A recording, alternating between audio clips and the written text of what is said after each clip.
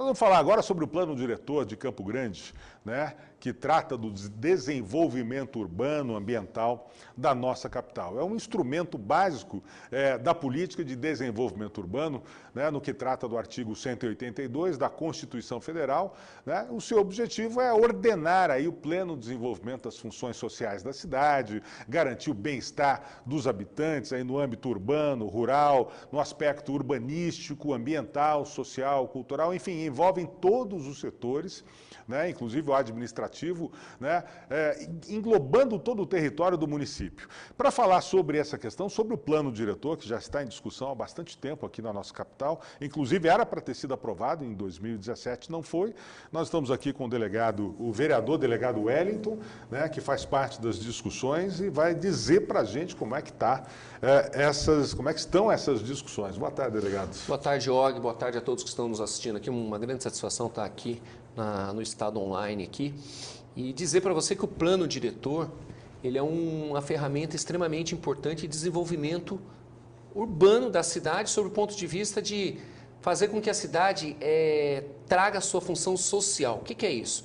A cidade ela tem que estar boa para mim, boa para você, boa para a pessoa que está num bairro distante, precisa ter as mesmas regras de saneamento, de circulação viária, de mobilidade, de educação, de saúde. Nós temos que ter essa função social disposta para todos. Não basta, por exemplo, hoje, o plano diretor que a gente está discutindo, a gente vai trazer uma grande densidade demográfica para o centro da cidade. Eles estimam que o centro da cidade, em 2030, por exemplo, nós teríamos em torno de 300 mil pessoas. Hoje nós temos 100 mil pessoas. Então, com essa densidade, a gente teria quase o triplo de habitantes. A pergunta que a gente tem que fazer é, muito bem, as nossas vias estão preparadas para receber o fluxo de pessoas, porque junto com a pessoa vem também o veículo, vem a demanda de escola, a demanda de postos de saúde, a demanda do próprio comércio, de supermercados. Então nós temos diversas situações e a gente verifica que esse plano ele poderia ter sido um pouco mais ousado sobre esse aspecto mesmo de mobilidade urbana. O plano, nesse modelo que nós já estamos alterando na Câmara Municipal, ele traz, por exemplo, uma coisa que a gente acha que é importante. Por exemplo, a questão de um plano de mobilidade urbana. As ciclovias. Como que a gente vai regularizar a ciclovia em Campo Grande? A gente verifica que na Afonso Pena a gente tem uma ciclovia, mas quem quer ir para Afonso Pena, para Fábio Zaran, você já tem você não tem uma lacuna muito grande. Você fica uma lacuna, ali que você não aí tem você proteção. Você não tem como ou uma faixa, né, uma faixa preferencial para ciclistas. Então a gente precisa que esse plano ele seja mais amplo. E conversando com a Planurb, foi feito um levantamento em cima de multicritérios. Que multicritérios foram esses para se ter como produto final esse plano de desenvolvimento urbano? Critérios que levaram em conta educação, saúde, assistência social e segurança. Esses 4 elementos aqui foram a base para o desenvolvimento desse plano. No entanto, o plano não traz políticas setoriais prioritárias como educação, saúde, assistência social e segurança. E aí é um problema sério, porque se com essa densidade demográfica vai aumentar a quantidade de pessoas, você precisa também pensar nessas políticas setoriais. Como que a gente vai fazer? Os postos de saúde vão, que hoje a gente já vive um drama com postos de saúde, será que com mais pessoas e com mesmos equipamentos a gente vai conseguir atender a população? Então a gente está muito preocupado com essa questão. E Campo Grande tem uma peculiaridade, eu acho que diferente de muitas outras cidades, pelo menos eu corri boa parte no Brasil, a gente vê que ela é uma cidade muito horizontal, ela é uma cidade muito esparramada, ela tem um território muito amplo e tal, e há muitos vazios entre os bairros. A gente percebe, eu pedalo, eu rodo muito de bicicleta por aí, a gente percebe que você sai do centro para ir para determinado bairro, você tem um vazio, né, populacional muito grande, com áreas imensas e tal, para você chegar no outro bairro, aí você vai percebendo isso. Eu acho que organizar essa construção é o que falta para a cidade, organizar essa urbanização melhor, né, extremamente importante, Olga, essa pontuação sua dos vazios urbanos. O vazio urbano hoje, ele é um grande problema, sim, não só entre um bairro e outro, mas, por exemplo, você pega o centro da cidade. verifica-se que grandes terrenos, que você tem toda a infraestrutura, e por que a gente fala de aumentar a densidade demográfica no centro? Porque você tem esgoto, você tem água, você tem escola, você tem todos os equipamentos públicos à disposição. E de repente você pega, por exemplo, um proprietário que tem um grande terreno e ele não vende e também não está dando a função social para o terreno. Aquilo precisa ter, né? E aí qual que é a leitura que a gente está fazendo? Essa pessoa, ela está fazendo uma especulação porque ela não quer utilizar o terreno na sua função de construção, construir um comércio, uma escola, ou seja, mas o que ele está fazendo? Ele está esperando aumentar, né? Porque quando você começa a fazer o adensamento, valoriza demais esse terreno e, na verdade, o IPTU que ele está pagando é o mesmo que eu estou pagando.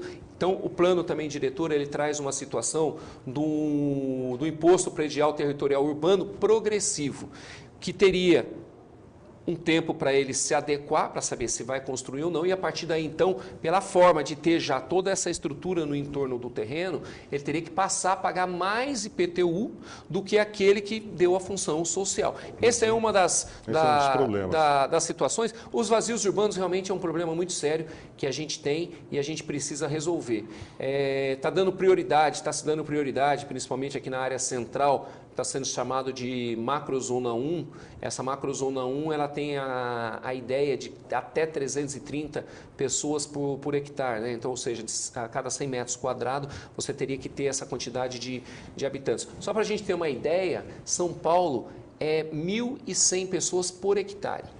Então é absurdo, né, o adensamento populacional. E a gente precisa, claro, a gente precisa trazer sim as pessoas próximo do centro, justamente para que elas não precisem se deslocarem muito com transporte.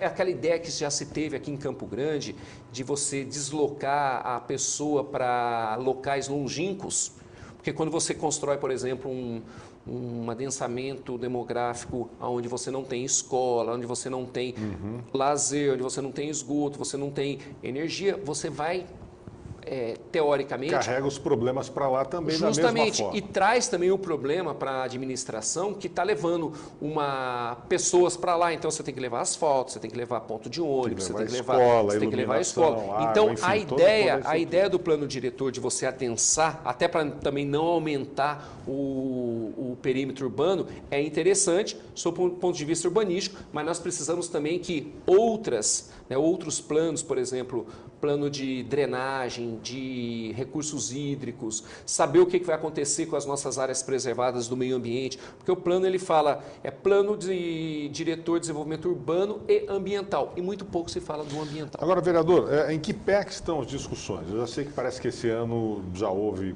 4 audiências públicas, se não me engano, algumas audiências públicas, desde o início das discussões, são mais de 60 audiências. Quando é que a gente vai ter uma solução, uma definição sobre o plano diretor de Campo Grande? Essas informações que eu passei aqui, parte delas nós estamos transformando em emendas parlamentares para que a gente complemente a questão do plano. Nós estamos numa fase na Câmara Municipal e aí a gente tem que realmente homenagear todos os vereadores, porque eu, por exemplo, tenho uma preocupação muito grande com a questão da segurança urbana, né, com a questão da educação, da saúde. Nós temos vereadores ali que estão preocupados com o meio ambiente, tem outros que estão preocupados, por exemplo, o plano diretor não traz a questão animal. A gente tem que saber também o que nós vamos fazer com a questão animal aqui no centro da cidade, enfim, na região urbana. Nós estamos em fase, Og, das emendas parlamentares. A gente imagina que dentro de um mês, mais ou menos, nós teremos ainda uma reunião com a Planurb, que é responsável pelo plano. O pessoal eles estão muito afinado com a questão da utilidade do plano, mas é um plano muito técnico. E o fato de ser um plano técnico deveria ter vindo para os vereadores tipo um plano comentado.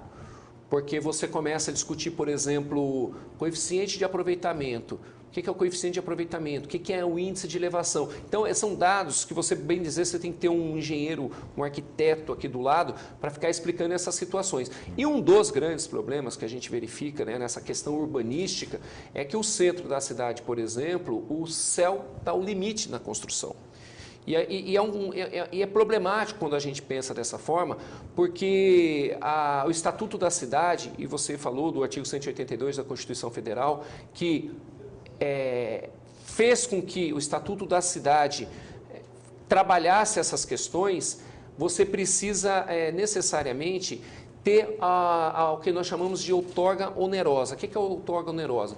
Você tem um coeficiente de aproveitamento 1, geral para todo mundo, e a partir do momento que você queira construir novas elevações, você tem que pagar a tal da outorga onerosa. Aí você fala assim, mas como que está no plano? O plano, a forma como está, a gente em determinadas áreas está com um índice, né, de elevação até 6. Ou seja, por exemplo, você tem um terreno de 1.000 metros quadrados, você pode teoricamente construir 500 metros quadrados num piso, né, térreo, mais 500 numa primeira elevação. Se é autorizado 6 níveis, bem dizer, o poder público está dando a esse proprietário do imóvel mais 1.000 metros quadrados. O que a gente quer dizer com isso? Que a isenção da outorga onerosa, você impede com que aquelas pessoas que não têm casas populares, elas nunca vão continuar não tendo, porque a ideia é que esse dinheiro da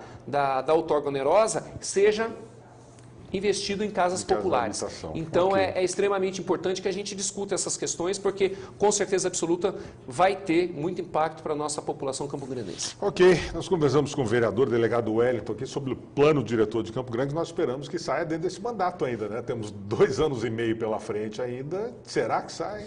Olha, vai sair, até porque na Câmara Municipal a gente tem lá uma ritualística dos processos legislativos que dão entrada, que tranca a pauta, né? Ou seja, chega um momento que você não tem mais, você vai ter que resolver. Vai ficando para frente, né? Então você não tem como, você tem que votar. E eu acho que nos próximos, ou nesse mês, possivelmente não, mas em mês de junho agora, a gente quer ver se nessa sessão legislativa, né, que vai até julho, a gente consegue já votar esse plano para quando voltar em julho ali, a gente já está pensando em outros problemas aí da nossa capital. Então, ok. Vereador, muito obrigado pela sua participação aqui no Jornal da Tarde. Eu agradeço o Og Ibrahim e cumprimento a todos os nossos telespectadores do Jornal da Tarde. Um grande abraço, vereador delegado Wellington.